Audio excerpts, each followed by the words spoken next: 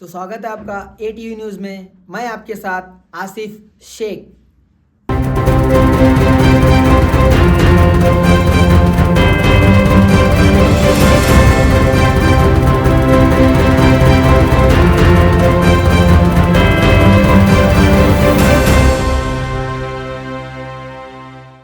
ಇಂದಿನ ಮಾಧ್ಯಮಗೋಷ್ಠಿಗೆ ಆಗಮಿಸಿದ ಎಲ್ಲ ಗೌರವಾನ್ವಿತ ಮಾಧ್ಯಮ ಮಿತ್ರರನ್ನು ಗೌರವದಿಂದ ಸ್ವಾಗತಿಸುತ್ತಾ ಇಂದಿನ ಮಾಧ್ಯಮಗೋಷ್ಠಿಯನ್ನು ಪ್ರಾರಂಭಿಸುತ್ತೇವೆ.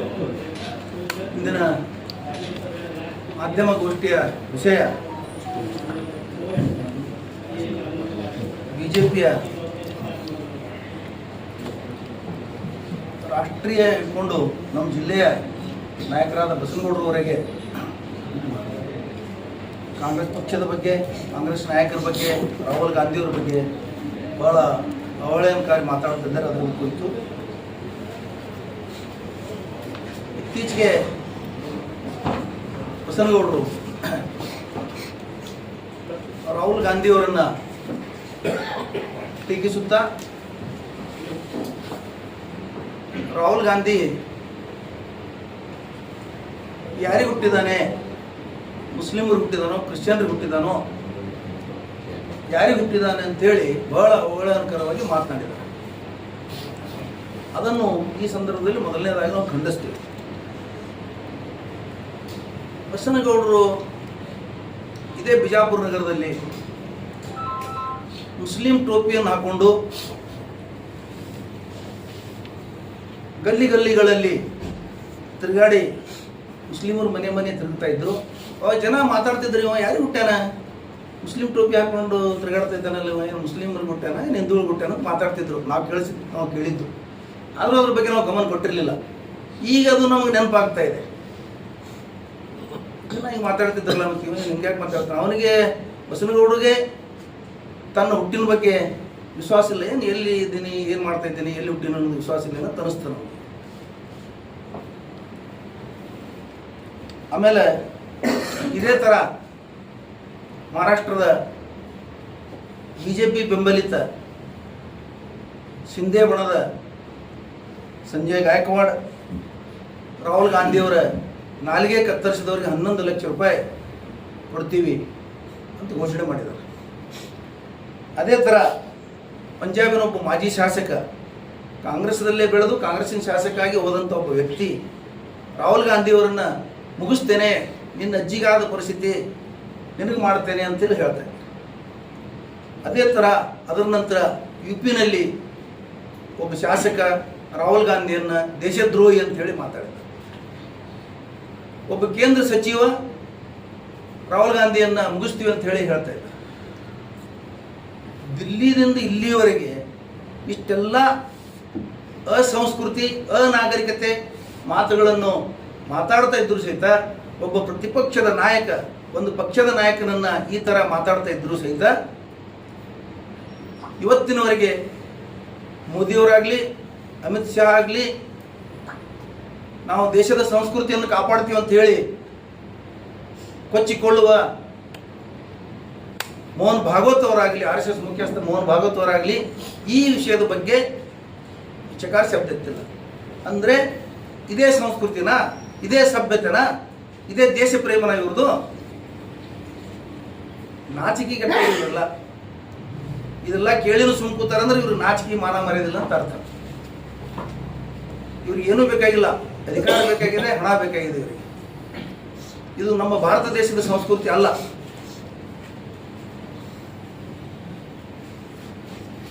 ಆಮೇಲೆ ಬಸನಗೌಡರು ಹೋದಲ್ಲಿ ಬಂದಲ್ಲಿ ಕೇವಲ ಹಿಂದೂ ಮುಸ್ಲಿಂ ಪಾಕಿಸ್ತಾನ್, ಹಿಂದೂ ಮುಸ್ಲಿಂ ಪಾಕಿಸ್ತಾನ್ ಮಾತಾಡ್ತಾ ಇದ್ದಾರೆ. ಅವರು ಇಷ್ಟು ಸ್ತೋತ್ರ ಮಾಡೋ ಬದಲಿನೇ ಅವ್ರ ಮನೆ ದೇವರಿಗೆ, ಮನೆ ಹಿರಿಯರ ಸ್ತೋತ್ರ ಮಾಡಿದರೆ ಅವ್ರ ಪುಣ್ಯ ಲಭಿಸ್ತಿತ್ತು. ದಿನ ಹೊತ್ತು ಮುಳುಗುವವರೆಗೆ ಮುಸ್ಲಿಮರ, ಪಾಕಿಸ್ತಾನದ ಸ್ತೋತ್ರನೇ ಮಾಡ್ತಾ ಇದ್ದಾರೆ ಅವರು. ಔರಂಗಜೇಬ, ಟಿಪ್ಪು ಸುಲ್ತಾನ್ ಇವು ಬಿಟ್ಟರೆ 10 ನಿಮಿಷ ಅವ್ರು ಮಾತಾಡಬೇಕು. ಒಂದೇ ವೇದಿಕೆಯಲ್ಲಿ ನಮ್ಮ ಜೊತೆ ಬರಬೇಕು. ಅವರು ಈ ವಿಷಯ ಬಿಟ್ಟು ದೇಶದ ಬಗ್ಗೆ, ರಾಜ್ಯದ ಬಗ್ಗೆ, ಜಿಲ್ಲೆಯ ಬಗ್ಗೆ ಮಾತಾಡಬೇಕು. ನಾವು ಅವ್ರಿಗೆ ಆಹ್ವಾನ ಮಾಡ್ತಾ ಇದ್ದೀವಿ ಈ ಸಂದರ್ಭದಲ್ಲಿ. ಇವು ಬಿಟ್ಟರೆ ಅವ್ರಿಗೆ ಉಸಿರಾಟನೇ ಇಲ್ಲ. ಇವೇ ಅವರು ಉಸಿರಾಟ ಆಗಿಬಿಟ್ಟಿದ್ದಾವೆ ಇವತ್ತು. ನಾಲಿಗೆ ಹದ್ದು ಬಸ್ತಿನಲ್ಲಿ ಇಟ್ಕೋಬೇಕಂತ ನಾವು ಈ ಸಂದರ್ಭದಲ್ಲಿ ಹೇಳ್ತೀವಿ. ಪ್ರಚೋದನಕಾರಿಗಳು ಭಾಷಣ ಮಾಡಿ ಗಲಭೆ ಎಬ್ಬಿಸೋದು, ದಂಗೆ ಎಬ್ಬಿಸೋದು ಅವ್ರ ಉದ್ದೇಶ ಇದೆ. ಅವ್ರ ಉದ್ದೇಶ ಈಡೇರುವುದಿಲ್ಲ. ಆಮೇಲೆ ಭಾಳ ಹೇಳ್ತಾರೆ ಅವರು, ಅಂಬೇಡ್ಕರ್ ಹಾಗೆ ಹೇಳಿದ್ರು, ಅಂಬೇಡ್ಕರ್ ಹೀಗೆ ಹೇಳಿದ್ರು, ಸಂವಿಧಾನ ಹಾಗಿದೆ, ಸಂವಿಧಾನ ಹೀಗೆ ಹೇಳಿದೆ. ಸಂವಿಧಾನದ ಬಗ್ಗೆ ಇವ್ರಿಗೆ ನಾಲೆಜ್ ಇಲ್ಲ, ಅದ್ರ ಗಂಧಗಾಳಿ ಗೊತ್ತಿಲ್ಲ ಇವರಿಗೆ. ಅಂಬೇಡ್ಕರ್ ಏನು ಬರೆದಿದ್ದಾರೆ ಅದರಲ್ಲಿ ಅನ್ನೋದು ಗೊತ್ತಿಲ್ಲ ಇವರಿಗೆ. ಅಂಬೇಡ್ಕರ್ ಮುಸ್ಲಿಮರನ್ನ ಪಾಕಿಸ್ತಾನ ಕಳ್ಸಂತ ಬರೆದ್ರು, ಅಂಬೇಡ್ಕರ್ ಮುಸ್ಲಿಮರನ್ನ ಹಾಗೆ ಹೇಳಿದ್ರು, ಹೀಗೆ ಹೇಳಿದ್ರು. ನೀವು ಒಂದು ಅರಿವಿನಲ್ಲಿ ಇಟ್ಕೊಳ್ಳಿ, ನಿಮಗೆ ಬುದ್ಧಿ ಇದ್ರೆ ತಿಳ್ಕೊಳ್ಳಿ. ನಾನು ಹಿಂದೂ ಆಗಿದ್ದೇನೆ, ಸಾಯಿವರೆಗೆ ಹಿಂದೂ ಆಗಿರೋದಿಲ್ಲ, ಅದಕ್ಕಾಗಿ ನಾನು ಹಿಂದೂ ಧರ್ಮ ಬಿಟ್ಟು ಬೌದ್ಧ ಧರ್ಮ ಸ್ವೀಕಾರ ಮಾಡ್ತೀನಿ ಅಂತ ಹೇಳಿ ಬೌದ್ಧ ಧರ್ಮ ಸ್ವೀಕಾರ ಮಾಡಿದ್ದಾರೆ. ಇದು ಏನಾರ ನಿಮಗೆ ನೆನಪಿದೆಯಾ? ಇದು ಏನಾರ ಇತಿಹಾಸದ ಅರಿವಿದೆಯಾ ನಿಮ್ಗೆ? ಇನ್ನು ಅಂಬೇಡ್ಕರ್ ಅವ್ರ ಬಗ್ಗೆ, ದಲಿತರ ಬಗ್ಗೆ ನಿಮಗೆ ಭಾಳ ಕಾಳಜಿ ಇದ್ರೆ ಭಾಳ ಓಲೈಸ್ತೀರಿ. ನಾವು ಎಲ್ಲ ಭಾಷೆಗೆ ಎದಕ್ಕೆ ಓಲೈಸ್ತೀರಿ? ದಲಿತರನ್ನು ಓಲೈಸ್ಬೇಕಂತೇಳಿ. ಇಡೀ ದೇಶದಲ್ಲಿ ದಲಿತರ ಮೀಸಲಾತಿನ ಕಿತ್ಕೊಳ್ಳೋ ಹುನ್ನಾರ ನಡೆದಿದೆ. ಇವರು ಬಿಜೆಪಿ ಸರ್ಕಾರ ಬಂದ ತಕ್ಷಣ ಎಲ್ಲ ಸಾರ್ವಜನಿಕ ವಲಯದ ಉದ್ಯಮಗಳನ್ನು ಮಾರಾಟ ಮಾಡ್ತಾ ಇದ್ದಾರೆ. ದೇಶ ಲಾಸ್ ಆಗಿಲ್ಲ, ಅವು ಕಂಪನಿಗಳು ಹಾಳಾಗಿಲ್ಲ. ಉದ್ಯಮಿಗಳು ಕೇವಲ ಅದರಲ್ಲಿರುವ ಮೀಸಲಾತಿಯನ್ನು ಹೊಡೆದು ಓಡಿಸಬೇಕು, ಮೀಸಲಾತಿಯನ್ನು ಅವ್ರು ತೆಗಿಬೇಕು, ದಲಿತರನ್ನ ಹಿಂದುಳಿದವರನ್ನ ಅಂತ ಹೇಳಿ ಅವ್ರು ಮಾಡ್ತಾ ಇದ್ದಾರೆ. ಅದ್ರ ಹುನ್ನಾರದಿಂದ ಅವ್ರು ಮಾಡ್ತಾ ಇದ್ದಾರೆ. ಇದ್ರ ಬಗ್ಗೆ ಚಕಾರ ಶಬ್ದ ಎತ್ತುದಿಲ್ಲ ನೀವು. ನಿಮ್ಮ ಪಕ್ಷದ ನಾಯಕ ನಾವು ದಲಿತರು ನಮ್ಗೆ ಬೇಕಾದವರು ಅದಾರೆ, ನಾವು ದಲಿತರು ಉದ್ಧಾರ ಮಾಡ್ತೀವಿ, ಇಂಥವೆಲ್ಲ ಮಾಡಬೇಡ್ರಿ ಅಂತ ಹೇಳಿ ನೀವು ಕೇಂದ್ರ ಸಚಿವರಾದವರು, ರಾಷ್ಟ್ರ ನಾಯಕರು, ರಾಜ್ಯ ನಾಯಕರು ಮಾನ ಮರ್ಯಾದೆ ಕೇಳಿ ನೀವು. ಆಮೇಲೆ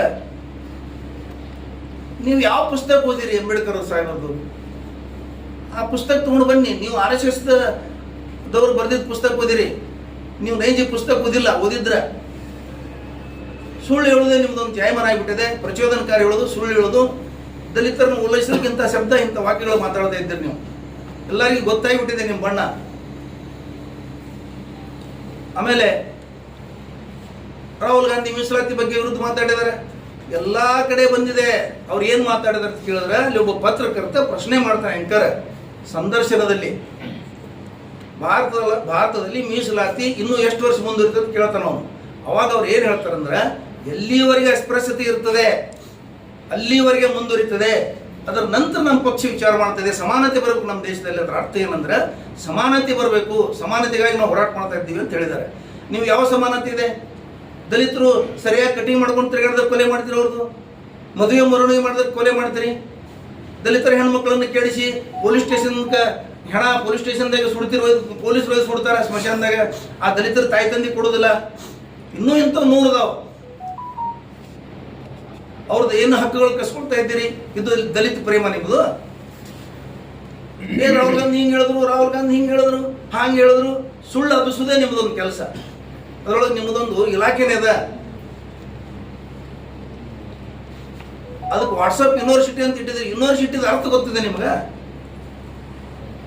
ವಾಟ್ಸಪ್ ಯೂನಿವರ್ಸಿಟಿ, ಸುಳ್ಳು ಹಬ್ಬಿಸೋದಕ್ಕೆ ವಾಟ್ಸಪ್ ಯೂನಿವರ್ಸಿಟಿ ಅಂತ ಇಟ್ಟಿದ್ದೀರಿ. ನಿಮ್ಗೆ ಯೂನಿವರ್ಸಿಟಿ ಅರ್ಥ ಗೊತ್ತಿದೆಯಾ? ವಿಶ್ವವಿದ್ಯಾಲಯದ ಅರ್ಥ ಗೊತ್ತಿದೆಯಾ? ಬಿಜೆಪಿ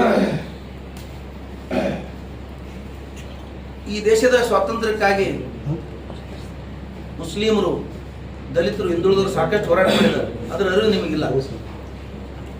ಇನ್ನು ಟಿಪ್ಪು ಸುಲ್ತಾನ್ ಮಾತಾಡ್ತೀರಿ. ಟಿಪ್ಪು ಸುಲ್ತಾನ್ ಅವ್ರ ಹೆಸರನ್ನು ನಾಲ್ಗೆ ಮೇಲೆ ತಗೊಳ್ಳೋ ಅರ್ಹತೆನೂ ನಿಮಗಿಲ್ಲ ಬಸವನಗೌಡರಿಗೆ. ಅವರು ಧೂಳಿನ ಸಮಾನ ಆಗುವುದಿಲ್ಲ ನೀವು. ಇಡೀ ರಾಷ್ಟ್ರ ಇತಿಹಾಸದಲ್ಲಿ ಮುಸ್ಲಿಮರು ಬರೆದಿಲ್ಲ ಅವ್ರ ಬಗ್ಗೆ ಇತಿಹಾಸ, ಮುಂದುವರೆದವರು ಬರೆದರೆ. ಶರ್ಮಾನ್ ಅಂತವರು ಒಬ್ಬರು ಬ್ರಾಹ್ಮಣ ಸಮಾಜದವರು, ಮುಂದುವರೆದವರು, ಶಿಕ್ಷಣವಂತರು, ಅವ್ರದ್ದು ಇತಿಹಾಸ ಬರೆದಿದ್ದಾರೆ. ಈ ದೇಶದ ಅಪ್ರತಿಮ ಹೋರಾಟಗಾರ, ಮೈಸೂರು ಹುಲಿ ಅಂತೇಳಿ ಬರೆದು ಕೊಟ್ಟಿದ್ದಾರೆ. ಯಾರು ಮುಸ್ಲಿಮರು ಬರೆದು ಕೊಟ್ಟಿಲ್ಲ ಅದು. ಈ ಸುಮಾರು 10 ವರ್ಷಗಳಿಂದ ನೀವು RSS ದವರು ಅದನ್ನ ಹಿಂದೂ ಮುಸ್ಲಿಂ ಮಾಡಬೇಕು, ಟಿಪ್ಪು ಸುಲ್ತಾನರನ್ನ ಅವಹೇಳನ ಮಾಡಿದ್ರೆ ಹಿಂದೂಗಳು ಹೊಡೆದು ಅವ್ರಿಗೆ ಅವಹೇಳನ ಮಾಡಬೇಕಂತ ತಿಳ್ಕೊಂಡು ನೀವು ಹೊಸ ಇತಿಹಾಸ ಬರೆದು, RSS ಗರಡಿಯಲ್ಲಿದ್ದವರು ಇತಿಹಾಸ ಬರೆದು ಅದನ್ನ ನೀವು ಹೇಳ್ತಕೊಂಡು ಓಡಾಡ್ತಾ ಇದ್ದೀರಿ. ನೀವು ನೆನಪಿಟ್ಕೋಬೇಕು, ನೈಜ ಇತಿಹಾಸವನ್ನು ಓದಬೇಕು. ಈ ದೇಶದಲ್ಲಿ, ಮೈಸೂರು ರಾಜ್ಯದಲ್ಲಿ ದಲಿತರನ್ನ ಕುಬ್ಸ ತೊಡಲಾರ್ದಂಗ ಅವರು ಎದೆ ಓಪನ್ ಇರಂಗ ತಿರುಗಾಡಬೇಕು, ಮಲೆ ತೆರಿಗೆ ಅಂತ ಹೇಳಿ ಹಾಕ್ತಿದ್ರು. ಎಂಥ ಅವಹೇಳನಕಾರಿ ಇದು. ಅದನ್ನ ಬಂದ್ ಮಾಡಿದ್ರು ಟಿಪ್ಪು ಸುಲ್ತಾನ್ ಅವರು. ನಮ್ಮ ಎದೆ ಮುಚ್ಕೊಂಡ್ರೆ ಸ್ತ್ರೀಯರು, ನಮ್ಮ ತಾಯಂದಿರು ಎದೆ ಮುಚ್ಕೊಂಡ್ರೆ ದಂಡ ಹಾಕ್ತಿದ್ರು. ಅದನ್ನ ತೆಗೆದ್ರು, ಸಮಾನತೆ ಮಾಡಿದ್ರು, ಬಡವರನ್ನ ದಲಿತರನ್ನ ಭೂಮಿವಂತರನ್ನಾಗಿ ಮಾಡೋದು, ಭೂಮಿ ಹಂಚಿದ್ರು, ಸರ್ಕಾರಿ ಭೂಮಿಯನ್ನ ಸಮಾನತೆ ತಂದ್ರು. ಕನ್ನಂಬಾಡಿ ಅಣೆಕಟ್ಟಿಗೆ ಅಡಿಪಾಯ ಹಾಕಿದ್ರು, ಸಾಕಷ್ಟು ಅಭಿವೃದ್ಧಿ ಮಾಡಿದ್ರು. ಅವಾಗ ಜಾತಿನೇ ಇರಲಿಲ್ಲ, ಒಬ್ಬ ಅರಸ ಅವರು ಅಷ್ಟೇ. ಅವ್ರು ಹೋರಾಟ ಮಾಡಿದ್ದು ತನ್ನ ರಾಜ್ಯಕ್ಕಾಗಿ, ತನ್ನ ಒಂದು ಆಡಳಿತಕ್ಕಾಗಿ. ಇನ್ನೊಂದು ರಾಜ್ಯದ ಜೊತೆ ಹೋರಾಟ ಮಾಡಿರ್ತಾರೆ ಅವರು. ಯಾರು ಒಳಸಂಚು ಮಾಡಿರ್ತಾರೆ ಅಂಥವ್ರಿಗೆ ಸದೆ ಬಡಿದಿರ್ತಾರೆ ಅವರು. ಅದನ್ನು ಮುಸ್ಲಿಮರಿಗೆ ಹೊಡೆದ್ರು, 70,000 ಹೊಡೆದ್ರು. 70,000 ಜನಸಂಖ್ಯೆನೇ ಇಲ್ಲ, ಅದನ್ನು ಸುಳ್ಳು ಹೇಳ್ತಾ ಇದ್ದೀರಿ ನೀವು. ಔರಂಗಜೇಬನ ಬಗ್ಗೆ RSS ದವರು ಸುಳ್ಳು ಇತಿಹಾಸವನ್ನು ಬರೆದಿದ್ದಾರೆ. ನೈಜ ಇತಿಹಾಸ ಹೋದ್ರು ಗೊತ್ತಾಗ್ತದೆ ಔರಂಗಜೇಬದವರ ವೃತ್ತಾಂತ. ಔರಂಗಜೇಬ ಆಡಳಿತ ಯಾವ ಥರ ಇತ್ತು ಅನ್ನೋದೊಂದು ಉದಾಹರಣೆ ಹೇಳ್ತೀನಿ ನಾನು ನಿಮಗೆ. ನಿಮ್ಗೆ ಗೊತ್ತಿಲ್ಲ, ನಮಗೂ ಗೊತ್ತಿಲ್ಲ, ಬಟ್ ಇತಿಹಾಸದಲ್ಲಿ ಆ ಥರ ಇದೆ. ಏನಿದೆ ಅಂತ ಹೇಳಿದ್ರೆ, ಒಂದ್ಸಲ ಬ್ರಿಟಿಷ್ ಅಧಿಕಾರಿ ಬರ್ತಾರೆ, ಅವ್ರ ರಾಜ್ಯಕ್ಕೆ, ಅವ್ರ ಅರಮನೆಗೆ ಬರ್ತಾರೆ, ಅವ್ರು ಅತಿಥಿಯಾಗಿ ಬರ್ತಾರೆ. ಅವ್ರ ಜೊತೆ ರಾಜತಾಂತ್ರಿಕ ವಿಷಯಗಳು ಚರ್ಚೆ ಆಗ್ತವೆ. ಊಟದ ಸಮಯ ಆಗ್ತದೆ. ಊಟದ ಸಮಯ ಆದ ಬಳಿಕ ಟಿಪ್ಪು ಆರಾಮಾಗಿ ಊಟ ಮಾಡಿ, ನಾ ಬೇರೆ ಊಟ ಮಾಡ್ತೀನಿ. ಅವ್ನು ಕೇಳ್ತಾನೆ ಅಧಿಕಾರಿ, ನಾನು ಯಾಕೆ ಬೇರೆ ಮಾಡಬೇಕು, ನೀವು ಯಾಕೆ ಬೇರೆ ಮಾಡಬೇಕು? ಇಲ್ಲ, ನಾನು ಊಟ ಮಾಡಿದ್ದು ನೀವು ಮಾಡಲ್ಲ, ಅದಕ್ಕೆ ನೀವು ಮಾಡ್ರಿ ಒಳ್ಳೆ ಊಟ. ಇಲ್ಲ, ನಾನು ನೀವೇನು ಮಾಡ್ತೀರಿ ಅದೇ ಮಾಡ್ತೀನಿ, ನೀವು ಮಾಡೋದು ಬಿಟ್ಟು ನಾನು ಯಾಕೆ ಬೇರೆ ಮಾಡ್ಬೇಕು ಅಂತ ಕೇಳ್ತಾನೆ. ಅವಾಗ ಕರ್ಕೊಂಡು ಹೋಗಿ ಕುಡಿಸ್ತಾರೆ. ಬಹಳ ಸಾದಾ ಊಟ ಇರ್ತದೆ, ಬ್ಯಾಳಿ ರೊಟ್ಟಿ ಅಂತ. ಯಾಕಂತ ಕೇಳ್ತಾನೆ, ಅಲ್ಲಿ ಮೃಷ್ಟಾನ್ನ ಭೋಜನ ಬಿಟ್ಟು ಇದ್ಯಾಕೆ? ಅವ್ರೇನು ಹೇಳ್ತಾರೆ ಅಂದ್ರೆ, ನಾನು ನನ್ನ ಖಜಾನೆ ದುಡ್ಡಿನಿಂದ ನನ್ನ ಮನೆ ನಡೆಸೋದಿಲ್ಲ, ನಾನು ನನ್ನ ಹೆಂಡತಿ ಬುಕ್ಗಳ ಭಾಷಾಂತರ ಮಾಡಿ ಕೆಲವು ಉದ್ಯೋಗ ಮಾಡಿ ಆ ಹಣದಿಂದ ನಮ್ಮ ಮನೆ ನಡೆಸ್ತೀವಿ, ಅದರೊಳಗೆ ಉಪಜೀವನ ಮಾಡ್ತೀವಿ ಅಂತ ಹೇಳ್ತಾರೆ. ಇಂಥ ಒಬ್ಬ ಪ್ರಾಮಾಣಿಕ, ಒಬ್ಬ ನಿಷ್ಠುರ ಆಡಳಿತಗಾರ, ಒಳ್ಳೆ ಆಡಳಿತಗಾರನ ಅನ್ನೋ ಇತಿಹಾಸ RSS ಅದನ್ನು ಸುಳ್ಳು ಬರೆದು ಈ ಪರಿಸ್ಥಿತಿ ತಂದಿದ್ದಾರೆ. ಔರಂಗಜೇಬನ ಹೆಸರು ತಗೊಂಡ್ರೆ ಪಾಪಿಷ್ಟ, ಯಾರು ಪಾಪಿಷ್ಟ ಏನು ಅನ್ನೋದು ಇತಿಹಾಸಗಳು, ನೈಜ ಇತಿಹಾಸ ಓದಬೇಕು. ಸಲಹೆ ಕೊಡೋದು ಏನಂದ್ರೆ, ಕಾಲ ಎಲ್ಲದಕ್ಕೊಂದು ಕಾಲಿದೆ. ಬಸನಗೌಡರು ಮುಕ್ತಾಯ ಆಗ್ತದೆ, ಬಸನಗೌಡರು ರಾಜಕೀಯ ಆ ಟೈಮ್ ಬರ್ತಾ ಇದೆ. ಈ ಸಲ ನಾವು ಅವರಿಗೆ ಮುಕ್ತಾಯ ಮಾಡಿ ತೋರಿಸ್ತೀವಿ. ಅದನ್ನು ನಾನು ಈ ಸಂದರ್ಭದಲ್ಲಿ ಹೇಳ್ತೀನಿ ಓಪನ್ ಆಗಿ. ನೀವು ಮೋಸ ಮಾಡಿ, ಮೋಸದ ರಾಜಕೀಯ ಮಾಡಿ, ಮೋಸದ ಮತಗಳು ಮಾಡಿ, ಏನೇನೋ ಮಾಡಿ, ಒಟ್ಟು ಗೋಲ್ಮಾಲ್ ಮಾಡಿ ನೀವು ಆರಿಸಿ ಬಂದಿರಿ. ಸಲ ನೀವು ಯಾರ ಜೊತೆ ಚಲೋ ಇದ್ದೀರಿ? ನಿಮ್ಮ ಪಕ್ಷದವ್ರ ಜೊತೆ ಚಲೋ ಇದ್ದೀರಾ? ನಿಮ್ಮ ಪಕ್ಷದವರು ನಿಮಗೆ ಪ್ರೇಮ ಮಾಡ್ತಾರ? ನಿಮ್ಮ ಪಕ್ಷದ ಬಗ್ಗೆನೇ ಅಭಿಮಾನ ಇಲ್ಲ, ವಿಶ್ವಾಸ ಇಲ್ಲ, ಇನ್ನು ದೇಶ ಪ್ರೇಮ ಬಗ್ಗೆ ಮಾತಾಡ್ತೀರಿ. ನಾಲ್ಗೆ ತೆಗೆದ ದೇಶ ಪ್ರೇಮ. ಮುಸ್ಲಿಮರು ದೇಶದ್ರೋಹಿಗಳು, ದೇಶದ್ರೋಹಿಗಳ ಬಳಿ ವ್ಯಾಪಾರ ಮಾಡಬೇಡಿ, ದೇಶದ್ರೋಹಿಗಳ ಬಳಿ ಅದು ಮಾಡಬೇಡಿ. ಕರೀರಿ, ವ್ಯಾಪಾರಸ್ಥರಿಗೆ ಕೇಳ್ರಿ, ಅವ್ರು ಹೋಗ್ತಾರನ್ನ ಕೇಳ್ರಿ. ನಿಮ್ಮ ಮಾತು ವ್ಯಾಪಾರ ಮಾಡೋರು, ನಿಮ್ಮ ಜನಾಂಗದವ್ರು ಇದ್ದಾರೆ, ಅವರು ವ್ಯಾಪಾರ ಮಾಡೋರು, ಅವರು ಈ ಮಾತಿಗೆ ಹೋಗ್ತಾರನ್ನ ಕೇಳ್ರಿ. ಈ ಸಂದರ್ಭದಲ್ಲಿ ನಂದೊಂದು ಸಲಹೆ ಬಿಜಾಪುರ ನಗರದ ಹಿರಿಯರಿಗೆ, ಬುದ್ಧಿಜೀವಿಗಳಿಗೆ ಒಂದು ಸಲಹೆ ಏನಂದ್ರೆ, ಬಸನಗೌಡರು ವಿಜಾಪುರದ ವಾತಾವರಣ ಕೆಡಿಸ್ತಾ ಇದ್ದಾರೆ, ನೀವು ಹಿಂಗೆ ಮಾಡಬೇಡ್ರಿ ಅಂತೇಳಿ ಬುದ್ಧಿಜೀವಿಗಳು ವಾರ್ನಿಂಗ್ ಮಾಡ್ಬೇಕು ಅವ್ರಿಗೆ. ಯಾಕಂದ್ರೆ ಎಲ್ಲರೂ ಮೌನ ತಾಳಿದ್ರು, ನಾನೇ ಭಾಳ ಶಾಣೆ, ನಾನೇ ಭಾರಿ ತಿಳ್ಕೊತಾರೋ. ಬುದ್ಧಿಜೀವಿಗಳಿಗೆ ಮತ್ತು ಇಲ್ಲಿಯ ಶರಣರಿಗೆ, ಇಲ್ಲಿಯ ಜ್ಞಾನವಂತರಿಗೆ, ಶಿಕ್ಷಣವಂತರಿಗೆ ನನ್ನೊಂದು ವಿನಂತಿ ಏನಂದ್ರೆ, ಬಸನಗೌಡರಿಗೆ ನೀವೆಲ್ಲರೂ ಕೇಳಿ, ಎಲ್ಲರೂ ಹೋಗಿ ಕೇಳಬೇಕಿದ್ದು, ನೀವು ಯಾಕೆ ಈ ಥರ ಮಾಡ್ತಪ್ಪ? ನಮ್ಮ ಆರೋಗ್ಯವನ್ನು, ಸ್ವಾಸ್ಥ್ಯವನ್ನು, ನಮ್ಮ ಇಲ್ಲಿ ವಾತಾವರಣದ ಸಾಮಾಜಿಕ ಆರೋಗ್ಯವನ್ನು ಯಾಕೆ ಕೆಡಿಸ್ತೀವಿ? ಹಿಂಗೆ ಮಾಡಬೇಡ ಅಂತೇಳಿ ಹೇಳಬೇಕು.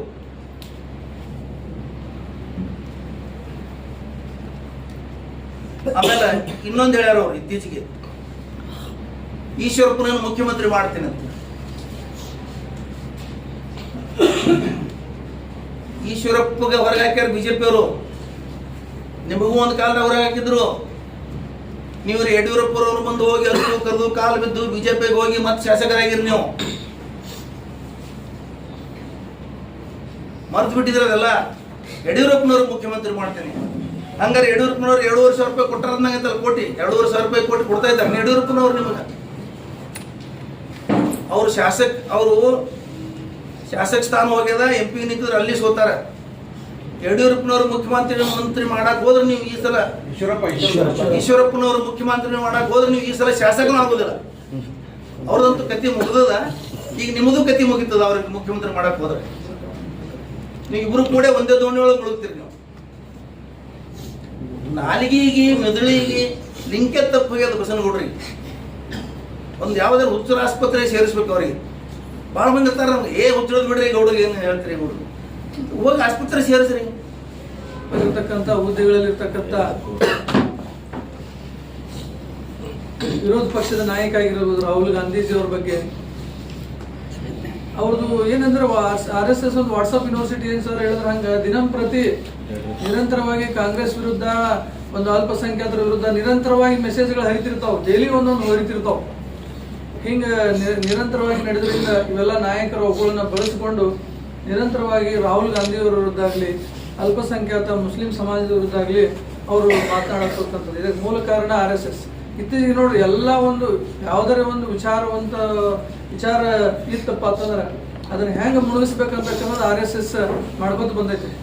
ಇತ್ತೀಚೆಗೆ ಇನ್ನೊಂದು ಫ್ರೆಶ್ ಉದಾಹರಣೆ ಹೇಳ್ಬೇಕಂದ್ರೆ ಇವತ್ತು ಬಸವಾದಿ ಶರಣರ ಚಳವಳಿ 12ನೇ ಶತಮಾನದಾಗ ಏನಾಗಿತ್ತು ಅದು ಆಗಿಲ್ಲ ಅಂತ ಹೇಳ್ಕೊಂಡು ಇವ್ರು ದೊಡ್ಡ ಮೂಮೆಂಟ್ ಚಾಲು ಮಾಡ್ಯಾರ RSSನವರು. ವಚನ ದರ್ಶನ ಅಂತ ಹೇಳಿ ಒಂದು ಪುಸ್ತಕ ಚಾಲು ಮಾಡಿ ಅದನ್ನ ಪ್ರಿಂಟ್ ಮಾಡಿ ಅದನ್ನ ಎಲ್ಲಾ ಕಡೆ ಹೋಗಿ ಒಂದೇ ಪುಸ್ತಕ ಇಡೀ ರಾಜ್ಯದೊಳಗೆ ಅದೇ RSSನವ್ರು ಹೋಗಿ ಈ ತರ ಯಾವುದೂ ಚಳವಳಿ ಆಗಿಲ್ಲ, ಸಮಾನತೆ ಪರವಾಗಿ ಯಾವುದು ಏನು 12ನೇ ಶತಮಾನದಾಗ ಮೇಲು ಕೀಳು ವಿರುದ್ಧ ಯಾರು ಹೋರಾಟ ಮಾಡಿಲ್ಲ. ಒಟ್ಟು ಇದು ಏನೋ ಒಂದು ಸುಮ್ ಭಕ್ತಿ ದೇವರು ಕಾಣ್ಲಾಕ ಒಂದು ಭಕ್ತಿ ಸಲುವಾಗಿ ಮಾಡ್ಯಾರ ಅಂತ ಹೇಳ್ಕೊಂಡು ಮತ್ತು ಅವರು ಎಲ್ಲ ಬಸವಾದಿ ಶರಣರು ಹಿಂದೂ ಧರ್ಮನ ಅಲ್ಲಗಳೆದಿಲ್ಲ, ಅವ್ರು ಲಿಂಗಾಯತ ಒಂದು ಬೇರೆ ಒಂದು ಸಂಸ್ಕೃತಿ ಅಥವಾ ಧರ್ಮನ ಹುಟ್ಟು ಹಾಕಿಲ್ಲ ಅಂತ ಹೇಳ್ತಾರೆ. ಇವ್ರಿಗೆ ಉತ್ತರ ಇಲ್ಲ, ನಾವು ಕೇಳುವಂತ ಪ್ರಶ್ನೆಗಳಿಗೆ ಉತ್ತರ ಇಲ್ಲ. ಇವತ್ತು ಅವ್ರು ಹಿಂದೂಗಳೇ ಆಗಿದ್ರೆ, ಬಸವಾದಿ ಶರಣರು ಹಿಂದೂಗಳೇ ಆಗಿದ್ರೆ ಇವ್ರು ಸಾವಿರಾರು ಶರಣರನ್ನ ಯಾಕೆ ಕೊಲೆ ಮಾಡಿದ್ರು? ಇವರು ಎಲ್ಲೆಲ್ಲಿ ವಿಭೂತಿ ಕಾಣ್ತದಲ್ಲಿ ಕೊಲೆ ಮಾಡ್ಯಾರ. ಹಿಂದಿನ ಒಂದು ಇತಿಹಾಸ ತಿರುಚಲಿಕ್ಕೆ ಬರೋದಿಲ್ಲ. ಇವರು RSSನವರು ನಿರಂತರವಾಗಿ ಇತಿಹಾಸವನ್ನು ತಿರುಚುವುದು, ಸಂವಿಧಾನ ವಿರೋಧಿಯಾಗಿ ಕೆಲಸ ಮಾಡ್ತಕ್ಕಂಥದ್ದು BJPಯವರು RSSನವರು ಮಾಡ್ತಾ ಇದ್ದಾರೆ.